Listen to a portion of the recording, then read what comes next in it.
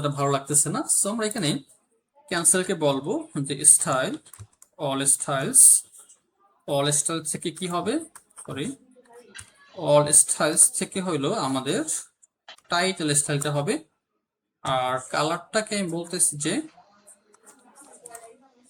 Copy with, কালারটাকে আমরা বলতেছি যে অল কালার্স থেকে আমাদের হোয়াইট কালারটা হবে, রাইট? তাই। আর এখানে আমাদের আরেকটা বাটনের প্রয়োজন হবে। আমি পুরোটা কপি করি, একদম কপি করে কন্ট্রোল বি পেস্ট করে দিচ্ছি। এখানে আমরা বলতেছি যে ওকে অ্যাড নোড। আর অ্যাড নোডের আমার যে অ্যাড নোডের যে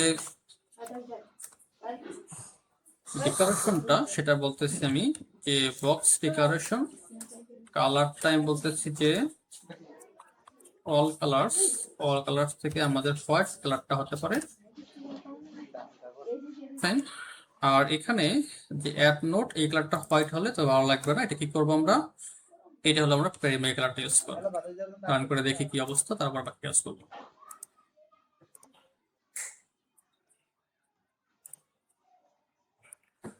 আমাদের ক্যান্সেল আর অ্যাড নোট দুইটাই চলে আসছে, বাট একটু ডেকোরেশন করতে হবে। Not looks good. সো এখানে আমরা জিজ্ঞাসা করতে পারি এই যে আমাদের কন্টেইনার, এই কন্টেইনারের ভিতরে আমরা সাইজ ইউজ করতে পারি অথবা আরেকটা কাজ করতে পারি, সেটা প্যাডিং ইউজ করতে পারি। এখানে আমরা বলতে পারি যে প্যাডিং ডট সিমেন্টিকে আমরা হরিজন্টালে, আমরা প্রথমে ভার্টিক্যালটা বলি, ভার্টিক্যালে আমরা এখানে ইউজ করতে পারি লাইক 10, আর হরিজন্টালে আমরা ইউজ করতে পারি কত, 12 পিক্সেল, ওকে। আর আমাদের যে রেডিয়াসটা হবে, so border radius dot circular 12 pixel radius করে দিচ্ছি, মোটামুটি ওকে চলে। আর এখানে আমরা একটু সাইজ বক্স ইউজ করে তো স্পেসটা বাড়িয়ে নিচ্ছি, ওয়াইট আমি বলতেছি 10, 12।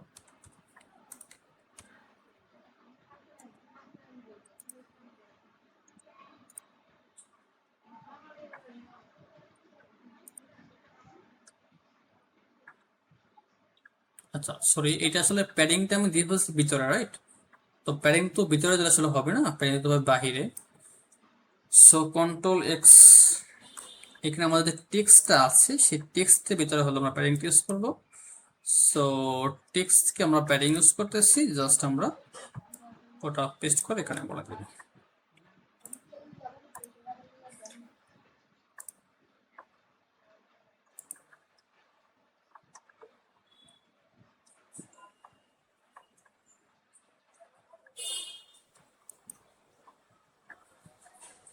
আচ্ছা এখানে আমাদের ওয়াইড 12 পিক্সেল, ও এখানে হাইটটা আমাদের খুব কম ছিল, রাইট? তো এখানে কন্টেনারের ভিতরে আমাদের কিছু হাইট দেওয়ার প্রয়োজন নেই, হাইটটাকে আমি বাদ দিচ্ছি।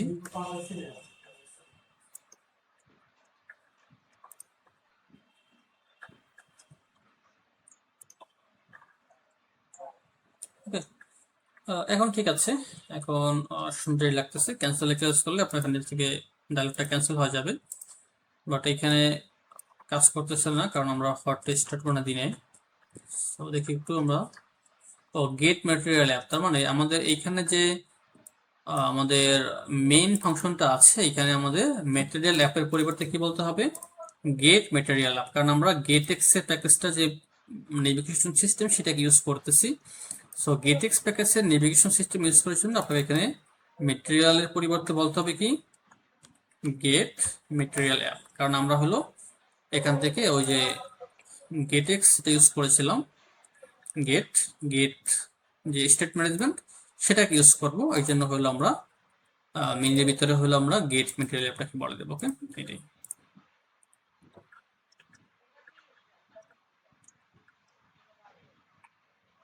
সো দেখেন যে এইটুকুতে আপনাদের কোনো কোয়ারি আছে কিনা।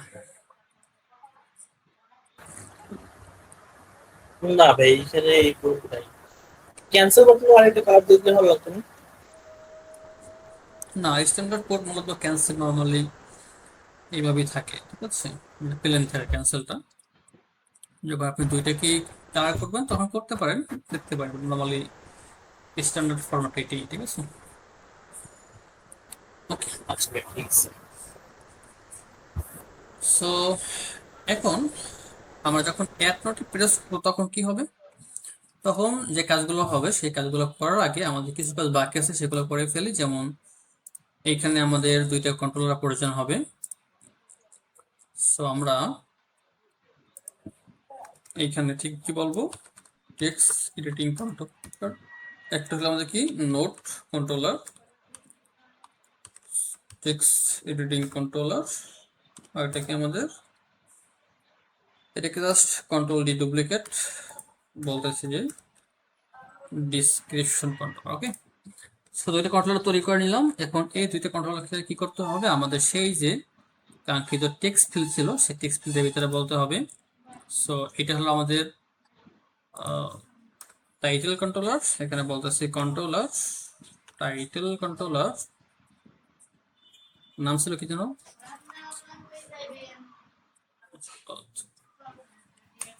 ও নোট কন্ট্রোলার, রাইট? এটাকে বলবো কি আমরা টাইটেল কন্ট্রোলার,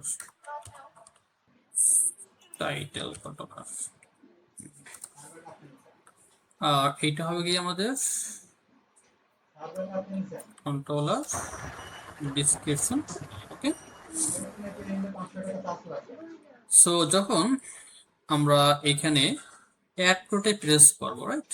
আমাদের অ্যাড নোটটা কোথায়, এইখানে। তখন অ্যাড নোটে প্রেস হবে তখন তার ব্যাক হবে না। তখন অ্যাড নোটে প্রেস হওয়ার পরে যে কাজটা হবে সেটা কি, সেটা হলো যে আমরা প্রথমে চেক করব, সেভ হবে না। প্রথমে চেক করব যে আমাদের এই ফিল্ডগুলো কোনো ইউজার বেলাং দিয়ে সেভ করে ফেলতেছে কিনা, রাইট? সো এটা চেক করার জন্য আমরা কি বলবো যে প্রথমে ছিল কি আমাদের title controller dot text dot is not empty and description controller dot text dot is not empty. ওদের দুইটার একটাও খালি না হয় সেক্ষেত্রে কি হবে, সেক্ষেত্রে আমাদের নেক্সট কোর্সের বিশেষ কাজগুলো হবে, তাই না? সো এখানে টাইটেল কন্ট্রোলার যদি খালি না হয় এবং ডিসক্রিপশন এটা যদি খালি না হয় সেক্ষেত্রে আমরা নেক্সট প্রসেসে যাব।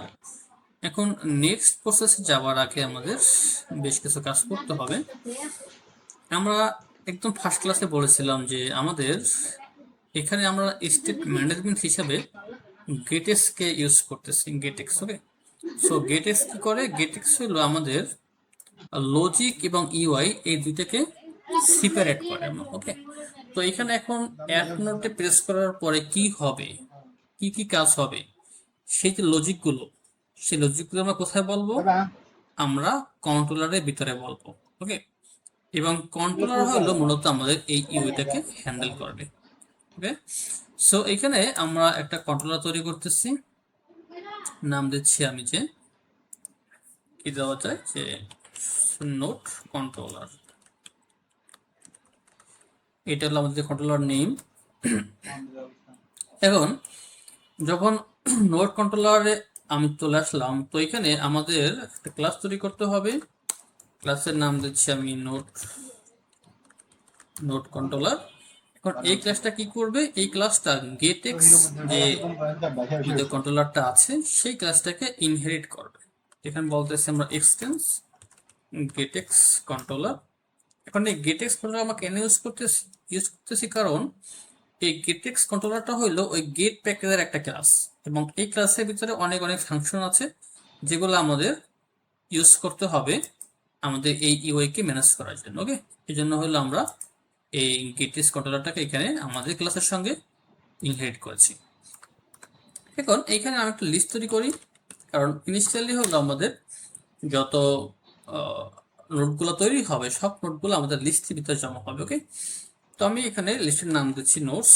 এখন এই লিস্টে যে ডেটাগুলো জমা হবে সে ডেটার যে ফরম্যাট বা মডেল সেটা কেমন হবে, সে মডেলটা কেমন হবে সেটার জন্য আমাদের একটা মডেল ক্লাস প্রয়োজন হবে। সো এখানে আমরা একটা ফোল্ডার আছে আমাদের, আই থিঙ্ক না, ফোল্ডারটা তৈরি করা হয়নি। তো এখানে আমি লিবের ভিতরে একটা ফোল্ডার তৈরি করতেছি, নাম দিচ্ছি মডেলস।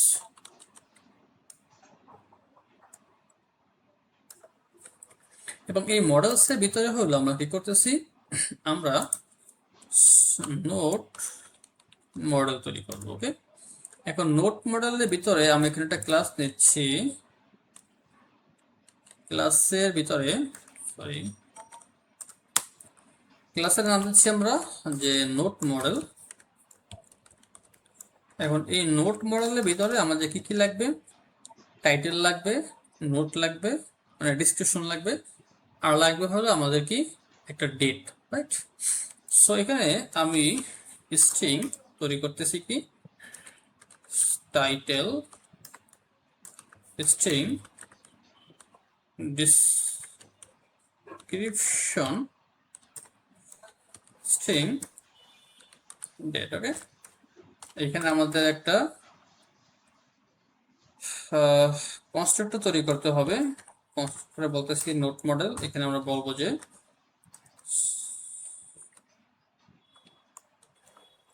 এখানে আমরা বলতে পারি যে required this dot title, then হলো আমরা বলতে পারি যে রিকোয়ার্ড ডট ডিসক্রিপশন,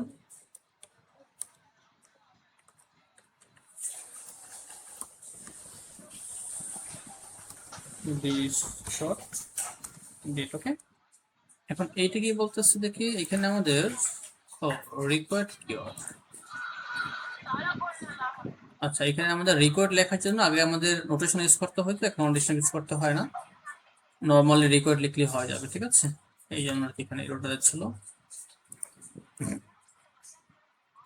ওকে, সো এখন কি হলো, আমাদের এখানে একটা মডেল ক্লাস তৈরি হয়ে গেল। তো যখনই আমাদের এই মডেল ক্লাস থেকে আমরা ডাক দিব বা ব্যবহার করব, তখনই আমাদের এই যে প্যারামিটারগুলো আমাদের পাঠাতে হবে। ওকে, টাইটেল, ডিসক্রিপশন এবং ডেট। তাহলে আমাদের মডেলটা দেখতে কেমন হবে, এই ফরম্যাটটা হবে, রাইট? তো যাচ্ছি অ্যাগেন সেই আমাদের কন্ট্রোলারের ভিতরে, এবং এখানে আমরা কি বলবো, এই লিস্টের যে জেনারিক্স সেটা কি হবে, নোট মডেল, যেটা আমরা মাত্রই তৈরি করলাম। মানে এই লিস্টে এই টাইপের ডেটা আমরা স্টোর করবো, বা এই মডেলের বা এই স্ট্রাকচারের ডেটা আমরা স্টোর করবো। ফাইন, এখন আমাদের তিনটা ফাংশন লাগবে, হ্যাঁ রাইট। একটা হলো অ্যাড করার জন্য, অ্যাড, আপডেট, ডিলিট। ওকে, এখানে আমরা প্রথমে একটা ফাংশন তৈরি করতেছি যে অ্যাড নোট। অ্যাড নোটের ভিতরে কি রিসিভ হবে, নোট মডেলের একটা নোট আমাদের পাঠাতে হবে ইউআই থেকে, সেটাকে আমরা জাস্ট রিসিভ করে আমরা কি বলবো, নোটস লিস্টটা আছে সেখানে আমরা অ্যাড করে দেব, এখানে আমরা বলবো যে নোট। ওকে, শেষ কাজ। লাস্টে আমাদের একটা ফাংশন কল করতে হবে, আপডেট ফাংশন। এটা আমরা কেন কল করি পরে বলবো। দেন আমাদের আরেকটা ফাংশন লাগবে এডিট করার জন্য, সো এখানে আমরা আরেকটা ফাংশন তৈরি করবো, নাম দিচ্ছি আমরা আপডেট নোট। এবং এখানে আপডেট করার জন্য আমাদের একটা ইন্ডেক্স লাগবে, কারণ আমরা কোন পজিশনের নোটটাকে আপডেট করবো সেটা আমাদের ক্যাচ করতে হবে। তো এখানে আমরা ইনটা বলবো ইন্ডেক্স। আর এখানে নোটকে আমরা আপডেট করার জন্য লিস্ট থেকে কেমন আপডেট করতে হয়,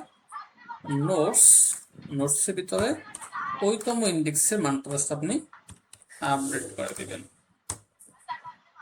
শেষ, এগুলো কিন্তু দেখে আসছি লিস্ট ক্লাসে, সো এগুলো এক্সপ্লেন করে কিছু নেই। সো এরপর আমরা সেম ভাবে এখানে একটা ফাংশন তৈরি করব, নাম দেবো যে ডিলিট নোট।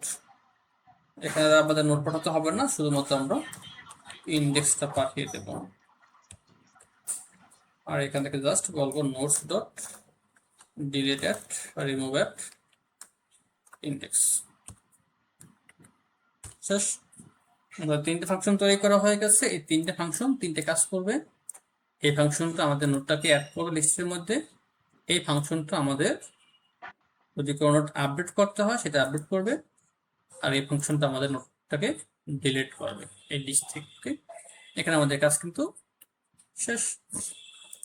এখন যখন আমরা একটা নোটকে এখান থেকে তৈরি করে অ্যাড নোটে ক্লিক করব, তখন আমাদের নোটটা কিন্তু অ্যাড হবে লিস্টের মধ্যে, রাইট? সো এই জন্য আমাদের এই যে বটম নেভিগেশন স্ক্রিনটা আছে, এখানে আসলাম, এসে যখনই আমরা অ্যাড নোটে প্রেস করবো তখন আমাদের কি করতে হবে, ওই যে আমাদের অ্যাড নোট এই ফাংশনটাকে কল করতে হবে, তাই না? সেটা কল করার জন্য প্রথমে আমাদের কি করতে হবে, গেটএক্স এর একটা ইনস্ট্যান্স তৈরি করতে হবে, কারণ এই ফাংশনটা তো অন্য একটা ক্লাসের ভিতরে আছে, তাই না? সো এই ক্লাসকে অ্যাক্সেস করতে হলে আমাদের একটা ক্লাসের অবজেক্ট তৈরি করতে হয়। তো এখানে আমরা একটা ক্লাসের অবজেক্ট তৈরি করব। প্রথম বলবো যে আমরা তার নাম ছিল ক্লাসের note controller, note controller, note controller dot gate dot put note controller. আমাদের একটা কি হলো, অবজেক্ট তৈরি করা হয়ে গেল। এখন এই কন্ট্রোলার এর অবজেক্ট ধরেই আমরা হলো এই কন্ট্রোলারের ভিতরে যা যা সবগুলোকে অ্যাক্সেস